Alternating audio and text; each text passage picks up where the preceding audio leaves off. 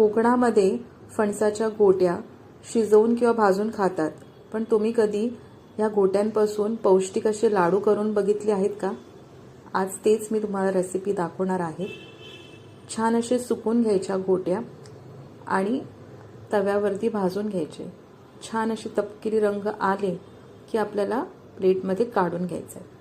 थंड झाली की सालं काढून घ्यायची आणि त्या गोट्या खलबत्त्यामध्ये कुटून घ्यायचं। कुटून घेतलं की मिक्सरमध्ये थोडी अशी भरड वाटून घ्यायची आणि सालासकट काजू वापरायचे, कारण सालासकट काजवाला जास्त चव असते बिन सालाच्या काजवांपेक्षा। थोड्याशा तुपावरती घोट्यांची भरड घालायची आहे, त्यावरती मूठभर अशी सुक्या नारळाचे कीस घालायचं आहे आणि सोलून ठेवलेले काजू घालायचे। बाकी आवडीचे कोणतेही तुम्ही ड्रायफ्रुट्स घालू शकतात। छान असं खरपूस भाजून घ्यायचे, जेणेकरून 15 ते 20 दिवस सहज लाडू टिकतात। छान थंड करून घ्यायचे प्लेटमध्ये।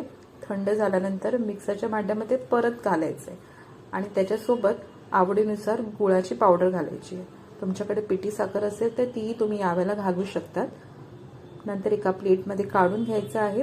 शेवटला वेलची पूड घालायची आहे आणि व्यवस्थित मिक्स करून जितक्या आकाराचे तुम्हाला लाडू हवेत छोटे मोठे ते तुम्ही बनवू शकतात।